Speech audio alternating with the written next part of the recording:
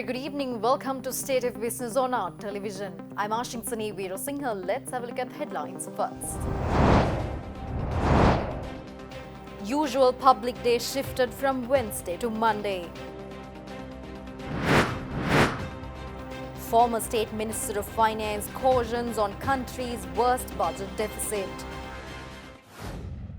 News in detail. Cabinet of Ministers has approved to change the Minister's Public Day to Monday, which previously fell on Wednesday. Thus, Co-Cabinet spokesperson Gammampila made these observations addressing the weekly Cabinet press briefing held at the Department of Government Information this morning.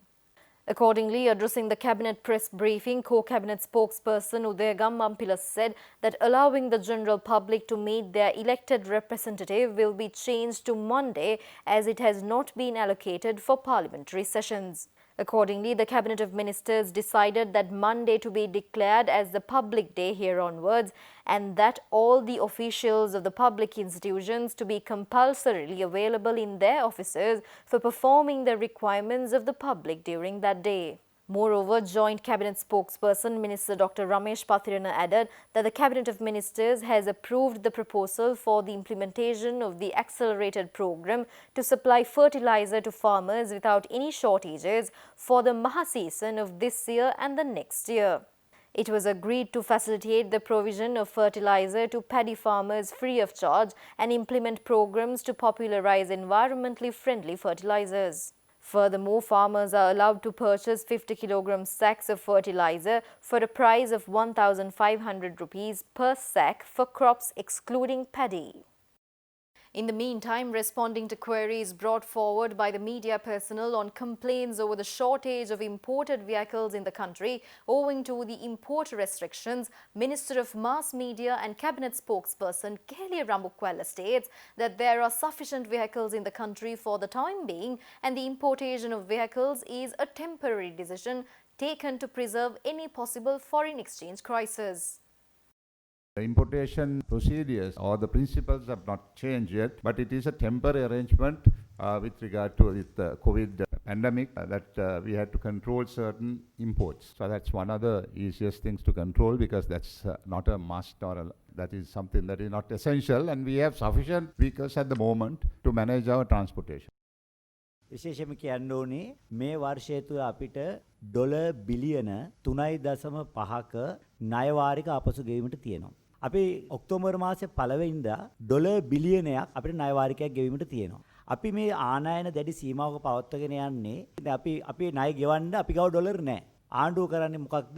තමන් ගාව තියෙන රුපියල් මහ බැංකුවට ගෙවලා මහ බැංකුවෙන් dollar මිලදීගෙනයි පිට රටවලට ණය වාරිකය ගෙවන්නේ. ඩොලරේ වටිනාකම එක රුපියලකින් වැඩි වුණොත් 185 කියන එක 186 වුණොත් ආණ්ඩුවට සිද්ධ වෙනවා වැඩිපුර රුපියල් බිලියනයක් හොයාගන්න කොහෙන් හරි අර ණය වාරිකය වෙනස් වෙලා නැහැ සතයක්වත්. හැබැයි ණය වාරිකය ගෙවන්න අවශ්‍ය ඩොලර් බිලියනෙ මිලදී ගැනීමට තව රුපියල් බිලියනයක් වැඩිපුර ගන්න වෙනවා. සමහරවිට රුපියල් 5කින් විතර වැඩි වුණොත් අපි බිලියන 5ක් වැඩිපුර හොයාගන්න ඕනේ. විදේශ විනිමය රැක ගැනීමට උත්සාහ කිරීමේදී රුපියල් ආදායමේ පහත වැටීමක් සිද්ධ වෙනවා. මොකද ලෝකයේ අනිත් රටවල වැඩි ප්‍රතිශතයක් තියෙන්නේ පුද්ගල බදු. නැත්නම් ඍජු බදු. අපේ තියෙන්නේ වක්‍ර බදු.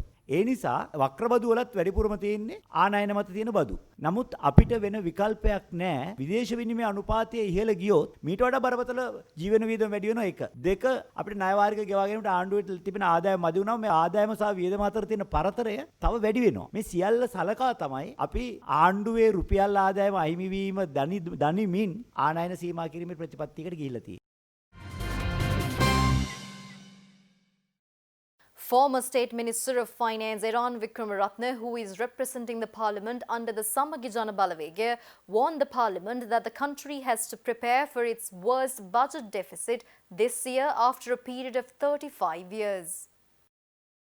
Under the previous government, Sri Lanka achieved an improved fiscal position after several years.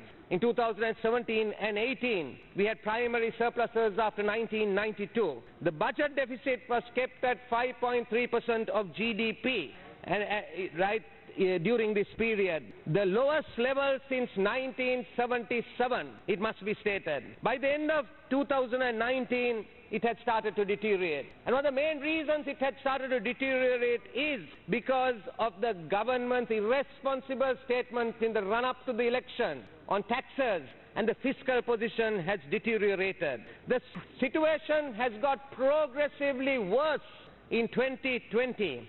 Government revenue has declined by 28% compared to 2019. Recurrent expenditure has increased by 10%. The budget deficit has increased by 41%. Development spending, that's capital expenditure, has reduced by 44%. And government debt has increased by 1,000 billion in just 6 months, rising from 13,000 billion to over 14,000 billion from January to June in 2020. The fiscal results will get worse as the year progresses. The additional cost of a 10% increase in government staff cadre, the import ban will start to hit government revenue in the second half. Corporate taxes will be sharply down, and Sri Lanka should prepare for its worst budget deficit in 35 years. SLPP MP Sanjeeva Edirimana, who spoke right after MP Vikramaratne questioned whether good governance regime managed the country's economy so well and how one of their finance ministers was defeated at the elections and another finance minister gave up contesting the elections after nominations. MP Edirimana also questioned the former State Minister of Finance Vikramaratne as to why he had to enter the parliament via the national list without contesting. Stay tuned for more news after this short break.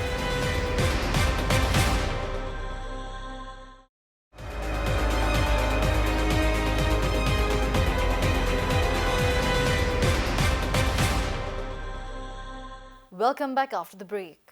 President Gotabaya Rajapaksa directs authorities to rehabilitate 5,000 tanks scattered across the island, combining ancient technology and modern scientific methods. And in parallel to this initiative, the National Food Production Contribution Program, covering 120,000 abandoned paddy lands, will also be launched.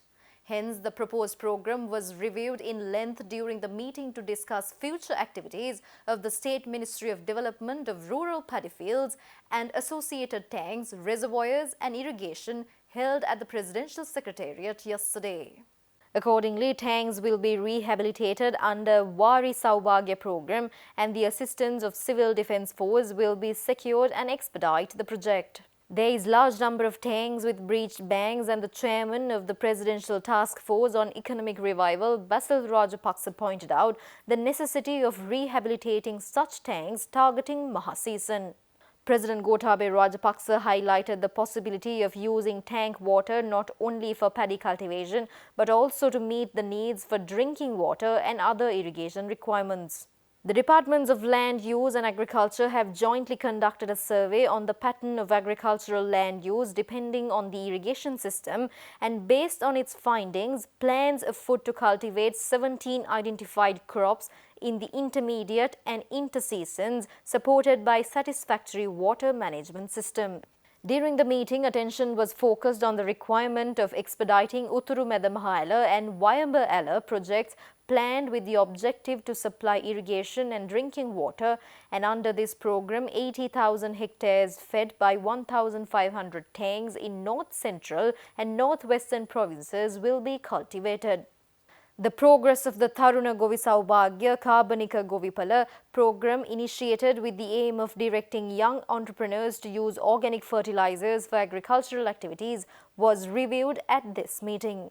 The project has been designed covering 5,000 acres from the Madruoya right bank, and it was agreed to provide all the necessary infrastructure facilities for the project.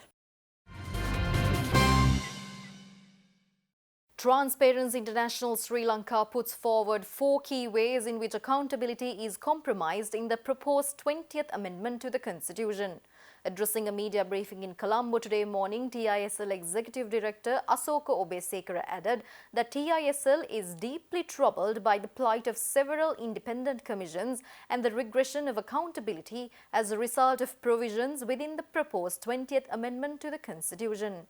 TISL has 4 key ways in which we have identified accountability lapses through the 20th Amendment, which we wanted to flag up. And these are 4 areas which require some consideration.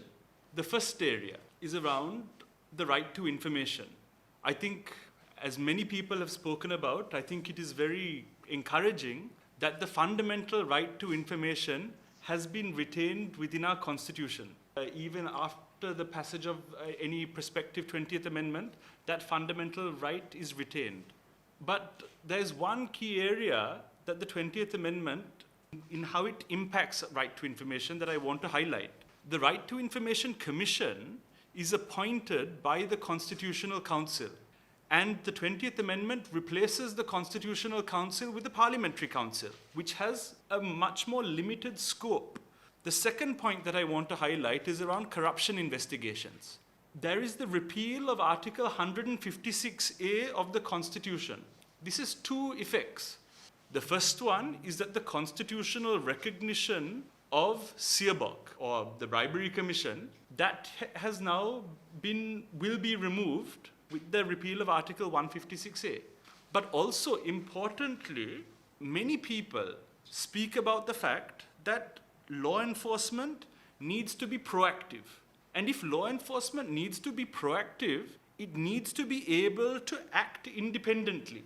Speaking further, TISL head Obesekara calls on the government to acknowledge these red flags and caution against creating an environment conducive for corruption, whilst recognizing the public mandate for constitutional reform provided at successive elections.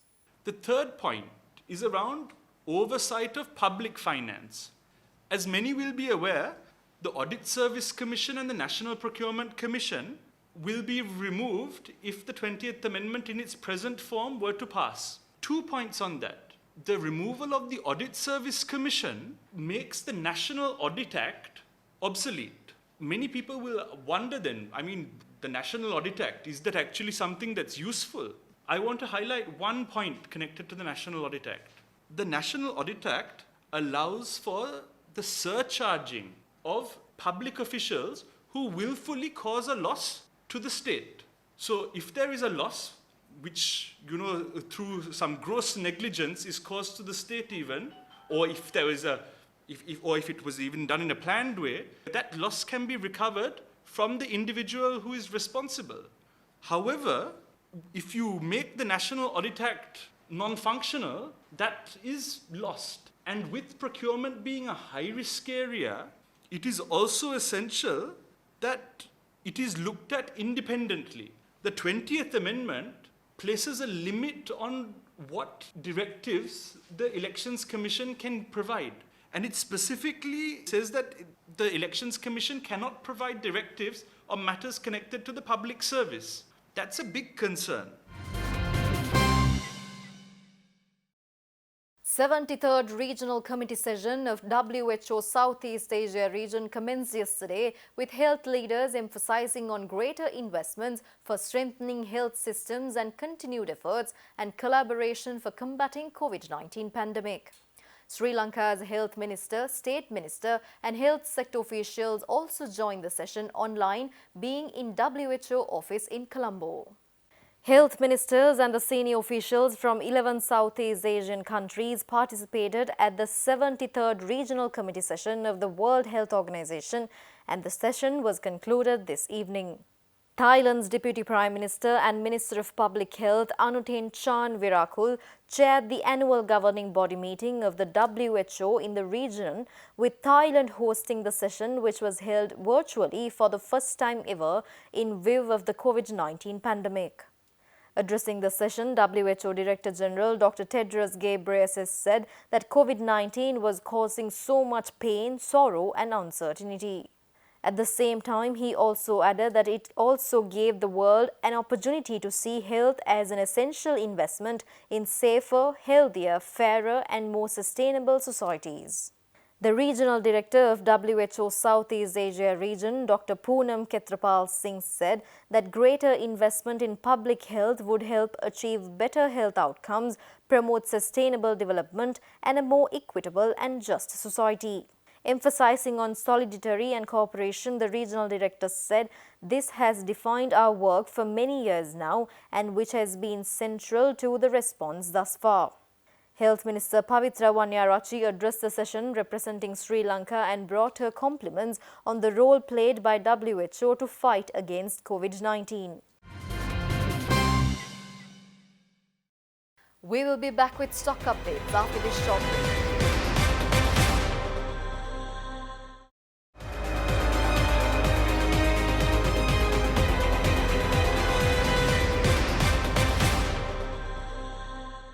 Welcome back after the break.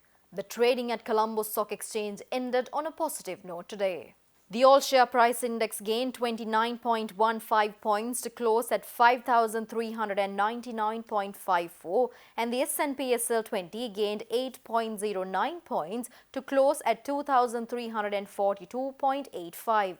The turnover was 2.6 billion rupees and over 133 million shares were traded. Up next are forex rates.